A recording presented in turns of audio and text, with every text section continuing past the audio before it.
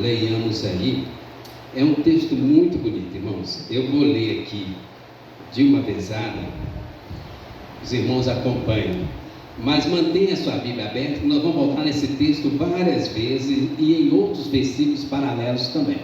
Então mantenha a Bíblia aberta aí.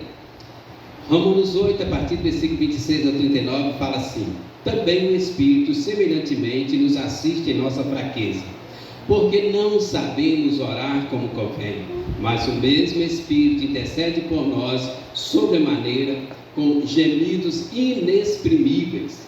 E aquele que sonda os corações sabe qual é a mente do Espírito, porque segundo a vontade de Deus é que ele intercede pelos santos.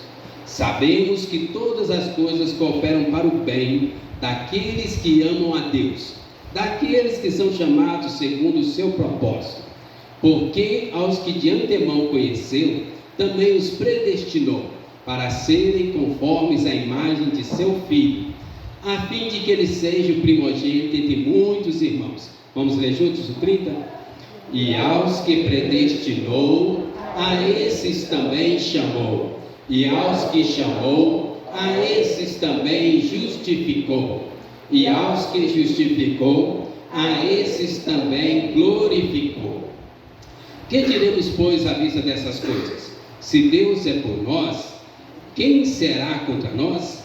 Aquele que não poupou o seu próprio Filho, antes por todos nós o entregou, porventura não nos dará graciosamente com ele todas as coisas? Quem intentará acusação contra os eleitos de Deus? É Deus quem os justifica. Quem os condenará? É Cristo Jesus quem morreu, ou antes, quem ressuscitou, o qual está à direita de Deus e também intercede por nós. Quem nos separará do amor de Cristo?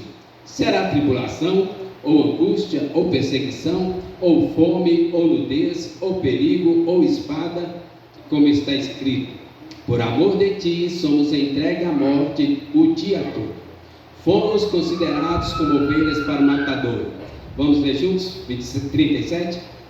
Em todas essas coisas, porém, somos mais que vencedores por meio daquele que nos amou. Vamos até o final.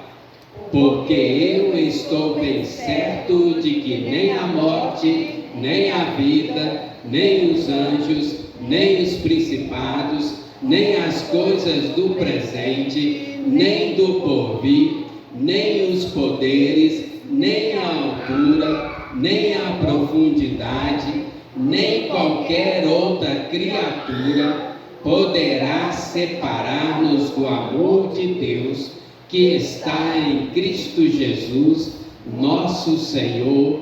Amém. Que palavra maravilhosa, irmãos. Que palavra maravilhosa.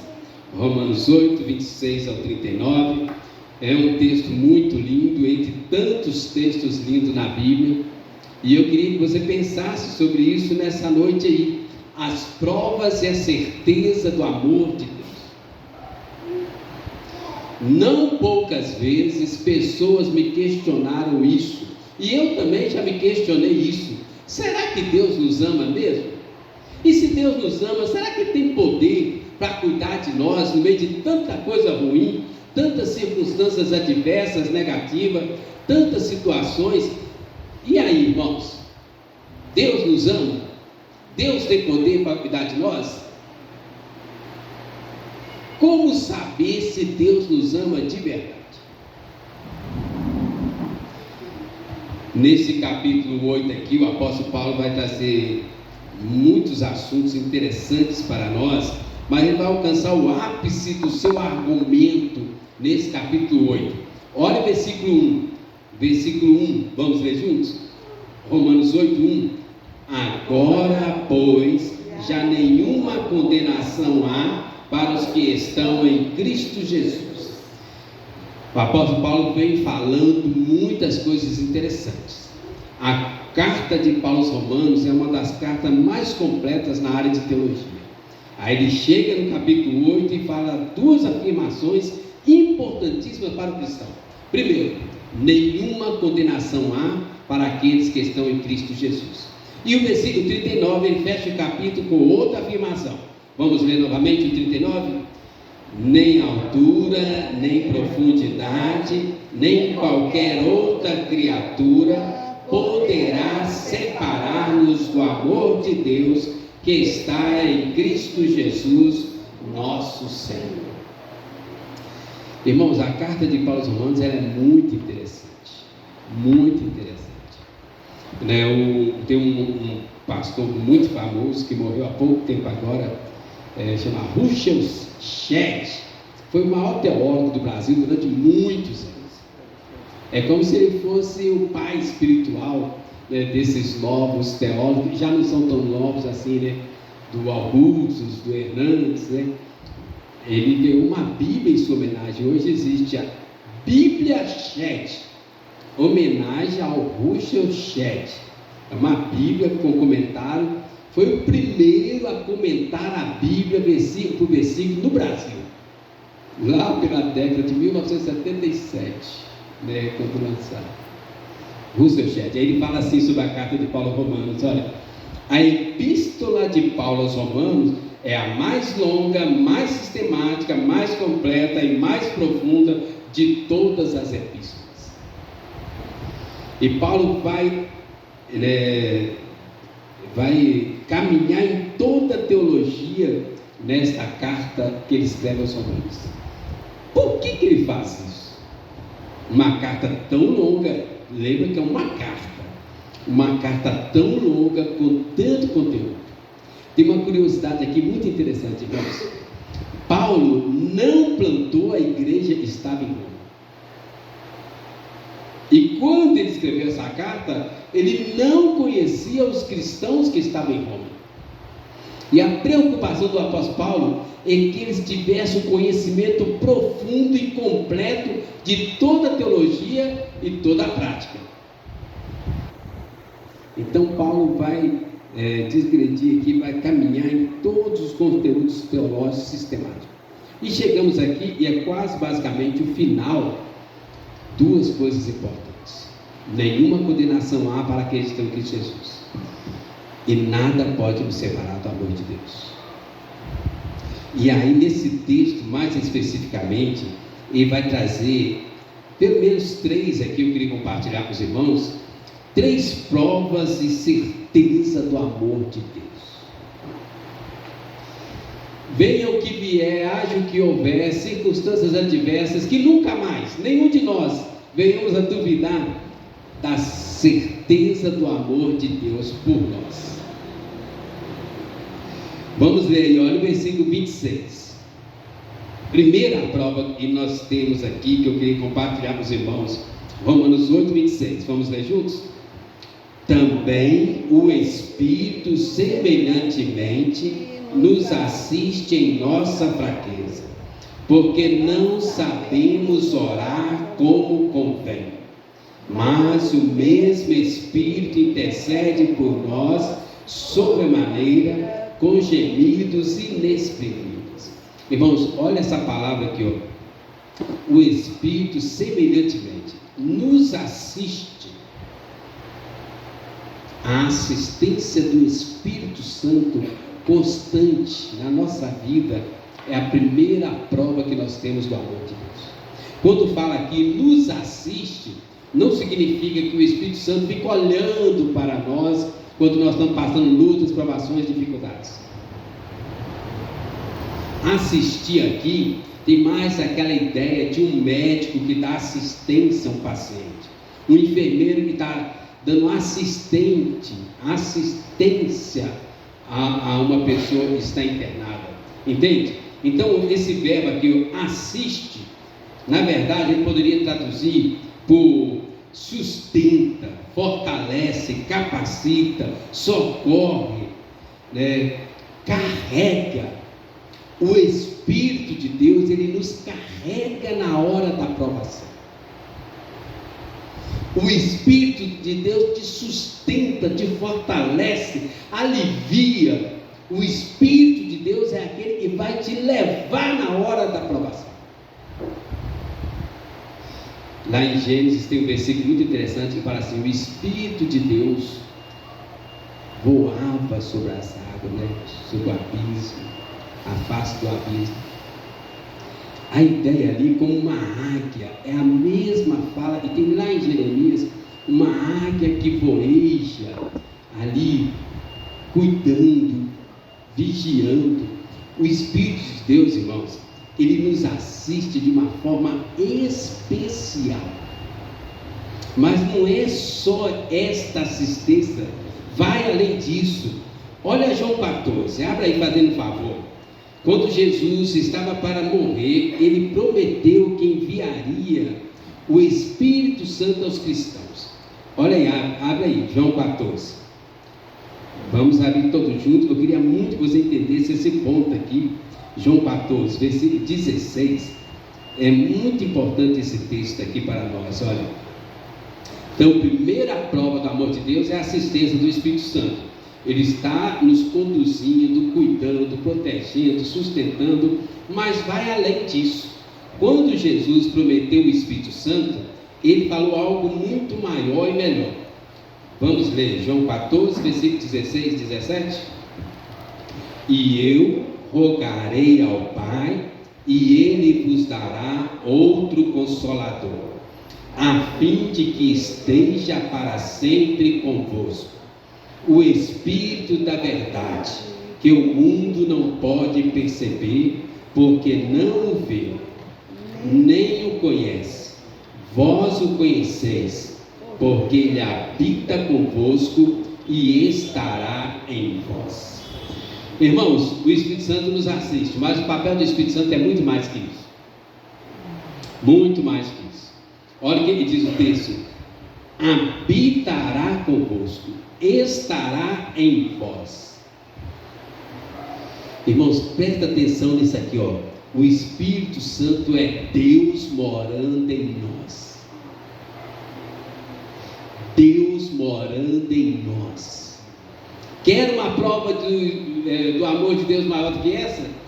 Deus morando em nós, para sempre, estará convosco. Irmãos, olha que bênção maravilhosa. Isto é uma grande prova do amor de Deus. O Espírito Santo estará convosco, para sempre, dentro de nós. Qual a vantagem, irmãos, de ter o Espírito de Deus morando dentro de nós? Em João 16:8 fala que Ele vai nos convencer do pecado, de tal maneira que nós nunca mais seremos escravos do pecado. João 16:8 fala que Ele convence o homem do pecado. Irmãos, o pecado é o nosso grande inimigo. É o pecado que tira a alegria, é o pecado que tira o prazer, é o pecado que tira a saúde, é o pecado que tira todas as bênçãos da nossa vida. Mas quando nós temos o Espírito Santo, Ele nos convence do pecado, nós confessamos, Deus perdoa, e aí a vida flui. É uma bênção maravilhosa o Espírito Santo morando em nós. Em Tito 3:5 fala que Ele nos regenera, o lavar renovador, regenerador do Espírito Santo. O Espírito Santo, Ele nos lava de dentro para fora. Há poucos dias a mocidade estava dirigindo um culto de oração, estava falando, o maior problema não é o que está fora de nós, é o que está dentro de nós. Jesus falou que de dentro de nós que sai os maus desígnios, as prostituições e toda sorte de pecado, dentro de nós. Agora veja bem, o Espírito Santo, ele mora dentro de nós, ele nos lava, nos renova, ele limpa o nosso interior. Entende, irmãos? Deus morando em nós. Consolo. João 14 aqui fala também do consolo, né, do Espírito Santo. Versículo 26 fala assim, ó: mas o Consolador, o Espírito Santo, a quem o Pai enviará em meu nome, esse vos ensinará todas as coisas, vos fará lembrar de tudo que vos tenho dito. Olha o 27. Deixo-vos a paz, a minha paz vos dou, não vou lá dou como a dá o mundo. Não se turbe o vosso coração, nem se atemorize. Irmãos, o Espírito Santo É uma das grandes provas de amor de Deus por nós. Ele nos assiste, nos conduz, nos carrega, nos ilumina, nos orienta, nos fortalece e mais, muito mais, convence do pecado de tal maneira que a pessoa não vai mais ser escrava do pecado. Ele nos lava, nos renova de dentro para fora, consola, ora por nós, através de nós. Deus morando em nós. Irmãos, essa é uma bênção maravilhosa. Deus morando em nós. Quando Jesus subiu aos céus, Ele não nos deixou só. Pelo contrário, enviou o Espírito Santo morando em nós, para nos capacitar, nos levar em todas as áreas e circunstâncias. Irmãos, você não está só. Aonde você estiver, venha o que vier, aconteça o que acontecer, você não está só. Deus morando em nós, o Espírito Santo. Eu estava lendo o comentário do reverendo Hernandes Dias Lopes, aí ele fala assim: o Espírito Santo ministra aos queridos filhos de Deus, dando-nos esperança em meio ao sofrimento, socorrendo-nos em nossas fraquezas e assegurando-nos do imutável amor de Deus. Pode ser, é bem provável que muitos de nós já passamos por isso, uma situação de angústia, de tristeza, a presença do Espírito Santo nos envolvendo, consolando, sustentando, nos assegura do imutável amor de Deus. Isto é uma bênção, uma prova do amor de Deus por nós. Será que Deus nos ama? O Espírito de Deus morando em nós é uma prova, uma certeza do amor de Deus por nós. Amém? Bom, mais uma, volta lá em Romanos 8, versículo 30. Romanos 8, versículo 30. Segunda prova do amor de Deus por nós, irmãos. Fala assim, ó: e aos que predestinou, a esses também chamou, e aos que chamou, a esses também justificou, e aos que justificou, a esses também glorificou. Percebe? Somos predestinados para a glória. Aí ele chega no final do capítulo e fala essa música tão conhecida nossa: porque eu estou bem certo de que nem a morte, nem a vida, nem os anjos, nem os principados, nem as coisas do presente, nem do porvir, nem os poderes, nem a altura, nem a profundidade, nem qualquer outra criatura poderá separar-nos do amor de Deus que está em Cristo Jesus, nosso Senhor. Predestinados para a glória. Entende, irmãos? Percebe? Predestinados para a glória. Deus nos escolheu antes da fundação do mundo e planejou tudo. Aqui fala, versículo 30, Ele predestinou, Ele chamou, Ele justificou e também glorificou. Irmãos, é muito interessante isso aqui. É lógico, a causa da predestinação não está em nós, não há mérito nenhum em nós, não tem a ver com as nossas obras. Tudo isso é o amor de Deus. Viu o versículo 39? Poderá separar-nos do amor de Deus que está em Cristo Jesus. O amor de Deus é a única causa da nossa escolha, eleição, salvação, predestinação. Por causa do amor de Deus, e essa é mais uma prova do amor de Deus, por causa do amor de Deus, você foi escolhido antes da fundação do mundo. Para ficar assim bem claro que não é por merecimento de ninguém. Nós ainda nem existíamos, ninguém havia sido criado, e Deus nos amou Jeremias 31:3 fala assim, ó: com amor eterno eu te amei, por isso com benignidade te atrai. Deus te ama com amor eterno. Antes que você existisse, antes que você nascesse, antes que você tivesse qualquer obra, para ficasse bem claro que tem a ver com o amor de Deus, Deus te amou, te escolheu e planejou tudo para a sua salvação. Será que Deus nos ama?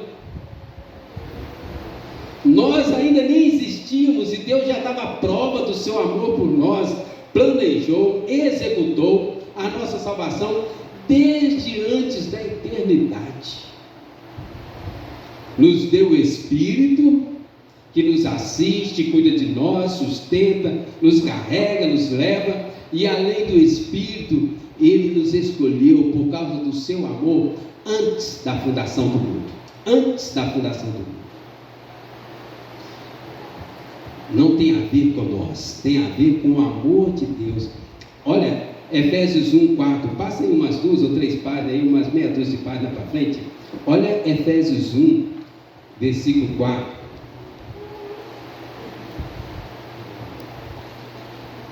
Efésios 1, versículo 4. Vamos ver. Assim como nos escolheu nele antes da fundação do mundo, para sermos santos e irrepreensíveis perante Ele, e em amor. Por que nós somos salvos? Porque nós somos muito crentes? Porque nós somos muito bons? Porque nós somos bonitos? Aí eu estava perdido. Porque nós somos inteligentes, ricos? Aí eu acho que aqui ninguém seria salvo. Por que nós somos salvos, irmãos? Por causa do amor de Deus. Em amor, não somente por amor, com amor eterno te amei, por isso com benignidade te atraí. A causa última, intrínseca da nossa salvação não está em nós, está no amor de Deus.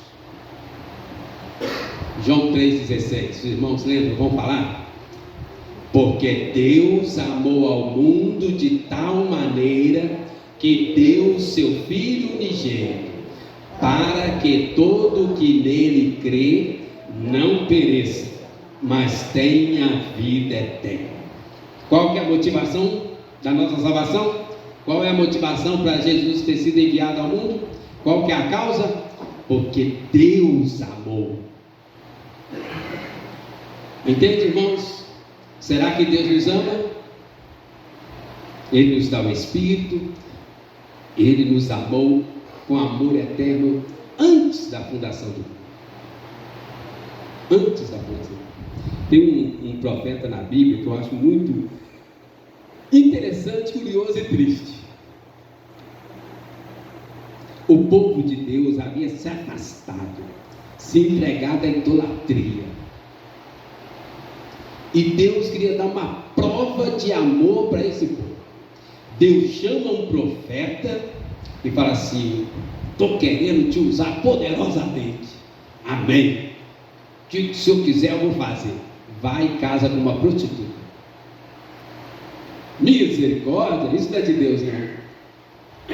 Vai e casa com uma mulher de prostituições e tenha filhos com essa mulher. Profeta Oséias. E ele obedeceu, e ele foi, e ele questionou a Deus: Deus, por que está acontecendo isso? Para provar o meu amor por este povo. Quanto mais eu amo esse povo, mais esse povo vai e se entrega a outros deuses. Deuses que não são deuses, deuses que não podem livrar, Deus que não tem poder para nada. Eu amo esse povo com amor eterno, mas eles vão e se entregam a outros deuses. Você é a minha ilustração viva, profeta Oséias. E Oséias cumpriu o seu papel. Oséias cumpriu o seu papel. E todo o povo de Deus soube que Deus amava amava Israel com um amor eterno, apesar das muitas idolatrias de Israel. Israel passou alguns apertos, mas tudo era fruto do amor de Deus, para purificar, santificar, cuidar. Irmãos, o amor de Deus não nos livra das consequências do nosso pecado, entende? Deus nos ama, e porque Deus nos ama, Ele nos disciplina, nos corrige, trata conosco. Qual pai que ama o filho? Aquele que vê um filho fazer uma coisa errada e deixa ele continuar fazendo coisa errada, ou aquele que disciplina o filho? Deus nos trata como filhos, corrige, disciplina, mas o amor de Deus é um amor eterno. Tem um pastor muito famoso também, ele chama R.C. Sproul, foi um dos que mais estudou sobre o Espírito Santo. Aí tem uma frase que eu achei interessante aqui para compartilhar com os irmãos: aqueles que Deus predestina são no devido tempo chamados, convocados de modo eficaz por meio do Evangelho à comunhão salvadora com Cristo por causa do amor de Deus. Deus nos dá o Espírito, Deus nos ama com um amor eterno, por isso nós somos salvos.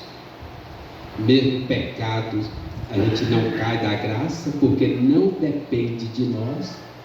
Irmãos, o pecado não tira a salvação daquele que aceitou Jesus. O pecado tira a tristeza, tira a alegria, tira o prazer, tira a saúde, tira o prazer de estar na comunhão da igreja. O pecado é um câncer espiritual que mina toda a nossa energia. O pecado não tira a salvação, porque a salvação não depende de nós, depende do amor de Deus em Cristo Jesus. E o último aqui, irmãos, que é o mais importante, presta atenção aqui agora, não pisca, não dorme, não cochila. O último ponto é o mais importante, irmãos, não respira. Versículo 32, olha que texto lindo, irmãos. Muitas vezes quando eu estou angustiado, desanimado, eu repito esse versículo muitas vezes, né? Vamos ler juntos numa só voz, bem prazerosa. Vamos ler Romanos 8:32. Aquele que não poupou o seu próprio filho, antes por todos nós o entregou, porventura não nos dará graciosamente com ele todas as coisas? Ele está falando aqui, se Deus já nos deu Jesus, que era o Filho unigênito, o Filho amado, o bem mais precioso de Deus, se Deus já nos deu algo tão grandioso, tão maravilhoso, será que Deus não nos pode dar outras coisas tão inferiores? Existe algo maior do que Jesus? Ainda não encontrei. Existe algo melhor do que Jesus? Eu ainda não encontrei, sinceramente. Se Deus já nos deu o que Ele tinha de mais maravilhoso, precioso para nós, será que Ele não vai nos dar as coisas inferiores dessa terra? É lógico que tem muito a ver com a oração. As bênçãos de Deus não caem do céu por acaso, por descuido.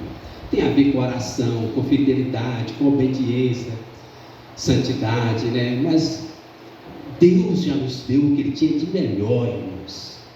Ele deu o que tinha de melhor, a morte de Jesus em nosso lugar.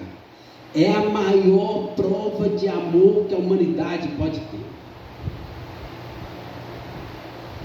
Alguém aqui teria coragem de morrer pelo marido, pela esposa? Levanta a mão. Ninguém. Duvido. Mentiu. Quem mais vai mentir, levanta a mão. E pelos filhos? Aí não, agora se não levantar a mão, quem tem coragem de morrer pelos filhos?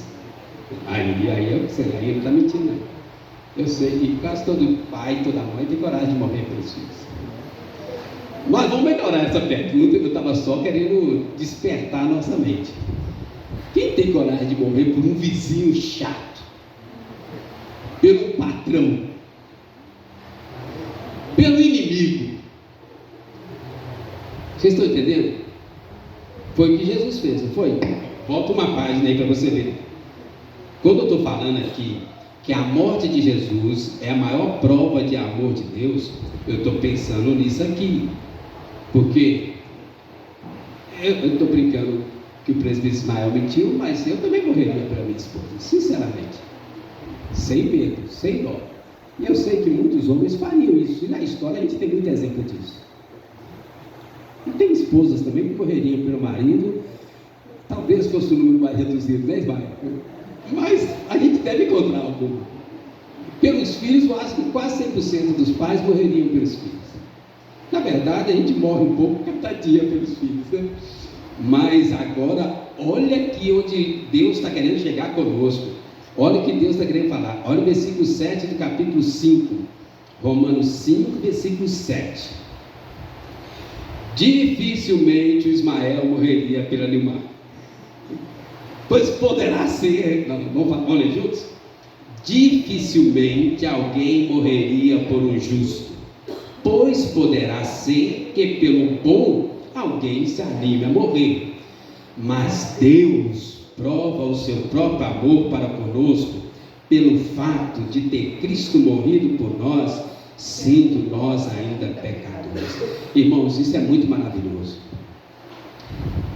Jesus morreu por nós, sendo nós ainda pecadores, inimigos, pagãos, incrédulos. Quando nós não queríamos nada com Cristo, Ele morreu em nosso lugar. Dificilmente alguém morreria por um justo. Por um bom, pode ser que apareça alguém querendo morrer. Mas Jesus morreu por nós, sendo nós ainda pecadores. Quando nós o desprezávamos, o rejeitávamos, o negávamos. Às vezes nós ficamos assim, maravilhados, como Pedro pode negar Jesus 3 vezes? É eu e você. Nós somos Pedro. Nós negamos 300 vezes. Misericórdia. Está falando de nós, irmãos. Irmãos, Deus prova o seu próprio amor para conosco na morte de Jesus em nosso lugar. A nossa dívida é paga, somos salvos, regenerados, entramos para a família de Deus, recebemos uma nova identidade. Lembra? Segunda carta de Paulo aos Coríntios 5,17. E assim, se alguém está em Cristo, é nova criatura. As coisas antigas já passaram, eis que se fizeram novas. Nova identidade. Agora você não é mais você, agora você é cristão. Uma nova identidade. O cristão, ele tem 2 identidades: a identidade humana, biológica, que vem do pai e da mãe, ok? MG 4323546, SSPMG. Tem a identidade que vem do pai e da mãe, mas tem a identidade que vem de Deus, de Cristo, do Espírito Santo. Cristão, novo nome, nova identidade, nova vida. Você tem 2 vidas dentro de você: a vida física, biológica, material, e a vida espiritual que vem de Jesus Cristo. A vida biológica você pode cuidar, pode ir na academia, pode ser vegano, pode caprichar na alimentação, e tem que fazer isso, senão você vai sofrer para morrer, e vai morrer com muitas dores e enfermidades. Então tem que fazer mesmo, mas vai acabar. Vai acabar. Pode viver aí 50, 60, 100. Muitos estão chegando aos 100 anos.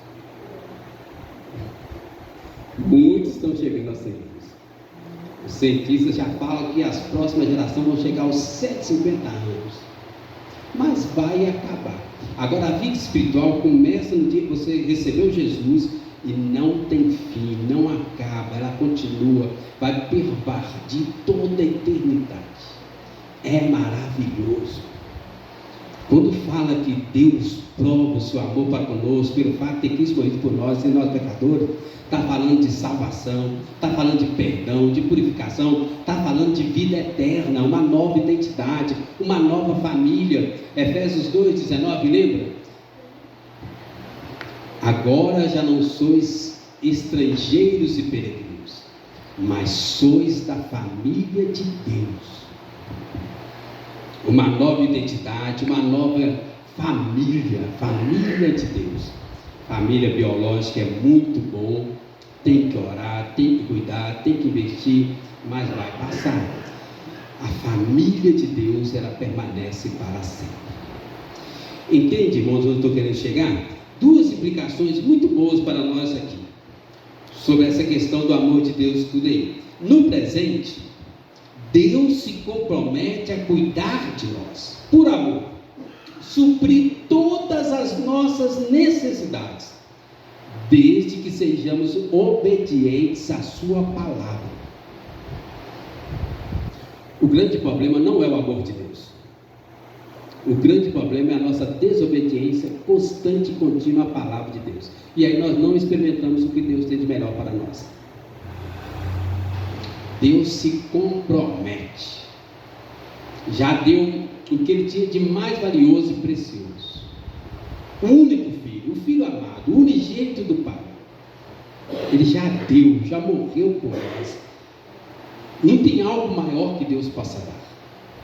E Ele se compromete a cuidar de nós, suprir todas as nossas necessidades em Cristo Jesus, desde que sejamos obedientes à sua palavra, para que Ele seja glorificado. E no futuro, herdaremos todo o universo, co-herdeiros com Cristo. Amém? Provas e certezas do amor de Deus. Provavelmente, se eu pesquisasse mais, encontraria mais. Mas eu queria deixar essas três para nós aqui. A assistência do Espírito Santo, Deus morando em nós, cuida de nós, nos carrega, nos leva, nos orienta, nos santifica, nos purifica, nos lava, nos regenera. Predestinado para a glória. Desde antes da fundação do mundo, Deus te escolheu. Em amor, por amor, com amor eterno te amei, por isso com benignidade te atrai. Deus planejou e executou todos os passos da sua salvação por amor. E a última, Ele entregou o próprio Filho para morrer em nosso lugar, pagar a nossa dívida, abrir a porta do céu. Amém? Então vamos orar. Qual que é o desafio que eu queria que você orasse? Primeiro, creia no amor de Deus. Segundo, entrega a sua vida para Jesus, o Filho amado. Ande no Espírito. Entrega a vida para Jesus. Creia no amor de Deus de todo o coração. Andar no Espírito, guiado pelo Espírito, conduzido pelo Espírito, orientado pelo Espírito. Amém? Vamos orar.